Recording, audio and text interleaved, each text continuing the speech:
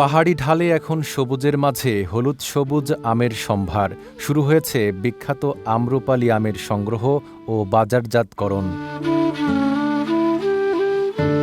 খাগড়াছড়ি জেলার স্থানীয় বাজারে উঠতে শুরু করেছে মৌসুমের প্রথম আম, আর তাতেই চাষি ও ব্যবসায়ীদের চোখে নতুন স্বপ্ন। জেলা কৃষি বিভাগের তথ্য অনুযায়ী এবছর খাগড়াছড়িতে প্রায় ৫,০০০ হেক্টর জমিতে আমের আবাদ হয়েছে।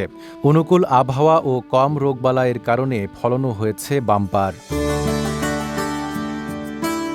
প্রাথমিক হিসাব বলছে চলতি মৌসুমে প্রায় ৬২,০০০ মেট্রিক টন আম উৎপাদন হতে পারে, যার বাজার মূল্য ৩৫০ কোটি টাকারও বেশি। এর বড় অংশই আম্রপালি জাতের। চাষিরা বলছেন এবছর ফলন ভালো হলেও বাড়তি খরচ ও পরিবহন ব্যয়ের কারণে লাভ নিয়ে শঙ্কাও রয়েছে।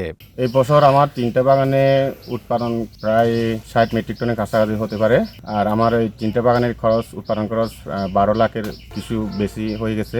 যদি বাজার দর ভালো হয় তাহলে লাভের আশা করতে পারি। আর বর্তমানে যে বাজার দর, ওই বাজার দরে যদি আম বিক্রি করি তাহলে লাভের আশা করতে পারি না। আমরা কৃষকেরা আসলে বর্তমানে এই যে বাজার দর নিয়ে খুব সংকটে আছি। এবছর আমের ফলন ভালো হয়েছে, কিন্তু দাম নাই। আমরা রূপালিগুলো শুধু ২০ টাকা ধরে বিক্রি করতেছি। বাড়িপুর এগুলো বেশি হলে ২০ টাকা ২৫ টাকা ধরে এখন বিক্রি করা যাচ্ছে।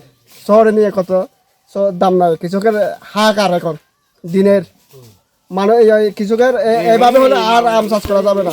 বাজারে ইতোমধ্যে বিভিন্ন জাতের আম বিক্রি শুরু হয়েছে। আম্রপালি বিক্রি হচ্ছে ৬০ টাকায় কেজি দরে। আম্রপালি ৫০ টাকা কেজি, আর ব্যানানা আম ৭০-৮০। তারপরে আমার রত্না আম যেটা, এটা ৬০ টাকা বেশি করে পাকাটা। আর চিংমাই যেটা, এটা ১০০ টাকা কেজি। মিয়াজাকি যেটা, এই চুজোডিম ১০০ টাকা কেজি। তারপরে আছে আম্রপালি যেটা পাকা, এটা আমরা ৭০ বেশি, ৫০ বেশি কাঁচাগুলো। তবে চাষিদের অভিযোগ, পরিবহন ও স্থানীয় নানা খরচ বেড়ে যাওয়ায় লাভের অংশ কমে যেতে পারে। এদিকে কৃষি বিভাগ বলছে এবার খাগড়াছড়ির আম বিদেশেও রপ্তানির সম্ভাবনা তৈরি হয়েছে।